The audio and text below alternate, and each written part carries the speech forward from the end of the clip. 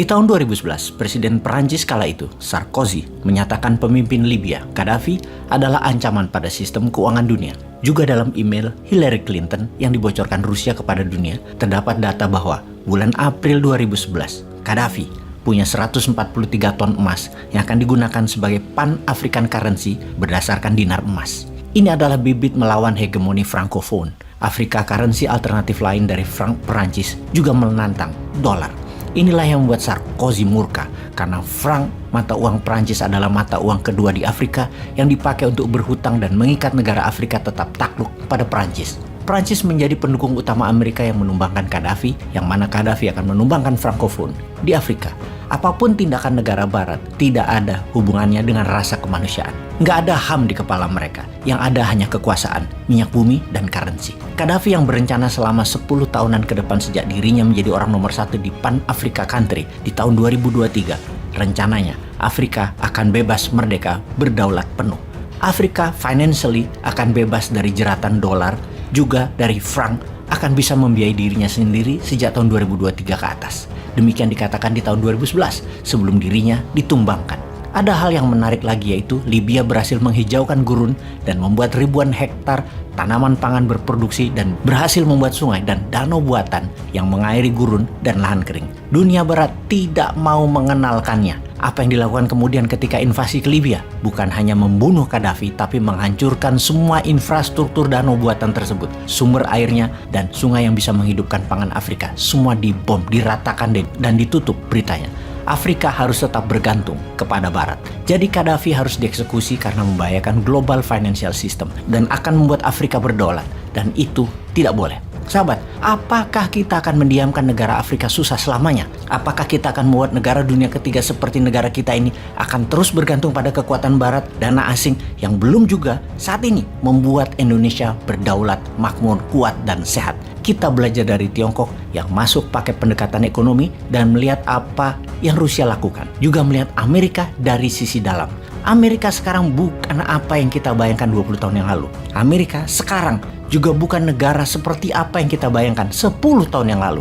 Amerika beda sekarang. Amerika sekarang lebih lemah, lebih rusak sistem kemasyarakatannya. Dan di dunia hanya kuat di sisi pencitraan. Dalamnya Amerika mulai kopong. Amerika 2030 lebih parah lagi. Masyarakat Amerika itu 43% kegemukan, tukang makan, tidak sehat. Dan biaya ketidaksehatan Amerika itu 1,5 triliun dolar. Bangsa Amerika itu bangsa yang sakit dalam arti sebenarnya. Tingkat kejahatan di Amerika di dalam negeri saat ini tertinggi dalam sejarah Amerika. Violent karena drug, karena kepemilikan kesenjataan saat ini sudah di level parah. Sebagian masyarakat Amerika mungkin bangga banget dengan American Second Amendment atau amandemen kedua Amerika yang memperbolehkan mereka punya senjata atau firearm. Ini bagi banyak pengamat pertahanan adalah sebuah kegoblokan hakiki. Masyarakat sipil boleh bawa dan punya senjata, itu kegoblokan hakiki. Bayangkan saat ini dalam perhitungan statistik ada 400 juta senjata dipegang oleh masyarakat sipil yang merupakan jumlah sangat besar. Lebih besar bahkan dari senjata yang dipegang sebuah negara yang oleh masyarakat Amerika bisa digunakan untuk membunuh sesama rakyat Amerika. Amerika merupakan negara terviolent di dunia di dalam negerinya dibandingkan negara manapun. Di dunia pada umumnya, no gun bagi civilian. Senjata bagi sipil adalah ilegal. Namun di Amerika bisa membuat Amerika saling bunuh yang datanya terus meningkat dalam 2 tahun terakhir ini dalam kekerasan bersenjata. Ada lagi hal yang menarik di Amerika. Politiknya banyak yang fake. Karena Amerika dikelola oleh elit corporate dan pengusaha elit, baik oligar lokal ataupun oligar globalis cabal. Politik di Amerika itu sudah tergadaikan. Elit politik dan pengusaha cabalis dari dulu mungkin sudah lebih dari 200 tahun putar-putar kekuasaan dan kekuatan keuangan mereka di mereka-mereka saja dengan cara yang sama, yaitu kapitalis elitis. Sahabat New Mind, kita membahas ulang tentang world domination. Bahwa kita semua tahu sejak 70 tahun terakhir dolar dan Amerika adalah pengendali kehidupan manusia di dunia ini. Amerika dan dolar adalah world order. Kemudian sistem kapitalis elitis adalah pengendali world wealth, 70% ekonomi dunia. Yang menjadi pertanyaan adalah, apakah dunia menjadi lebih baik? Apakah pembunuhan atas nama uang dan kekuasaan hilang? Apakah korupsi hilang dari muka bumi? Apakah dunia semakin sehat masyarakatnya atau nambah banyak penyakitnya? Apakah tidak ada perang dalam 70 tahun terakhir atau ada lebih 100 perang dalam masa itu?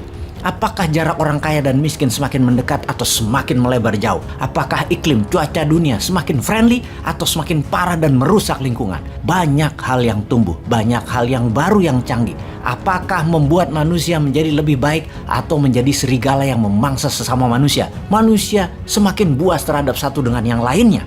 Anda sudah tahu jawabannya. Tidak, dunia tidak lebih baik. Dunia dengan kendali di bawah Amerika tidak lebih baik. Banyak penyakit, banyak perang, kemiskinan, pelanggaran HAM tetap terjadi. Kekerasan yang dilakukan Amerika menimbulkan kekerasan balasan baik dilakukan oleh lawan politiknya ataupun sekutunya. Tiongkok pun bengis terhadap bangsanya dan rakyatnya atas nama nasionalisme. Demikian juga negara yang diserang Amerika seperti negara Afrika dan negara Timur Tengah. Jadi violent, jadi brutal, balas dendam. Yang ini tidak akan pernah berakhir sepertinya. Intinya, sistem yang saat ini dikendalikan Amerika doesn't work. New Mind punya solusi. New Mind punya konsep. New Mind bukan konfrontasi. New Mind kolaborasi. New Mind itu adalah alternatif. Dimulai dengan 2 gerakan ekonomi secara perlahan yang dilakukan oleh New Mind adalah gold payment system dan uang beredar di bawah, alias bawah dukung bawah. Dengan urun dana ala Koleganza, bottom of pyramid saling dukung, saling beli, saling invest. Dan kita tidak membalas dendam dengan kekerasan. Kita melakukannya dengan elegan. Kita buktikan di tahun 2024 semua itu terjadi. Indonesia yang terbaik.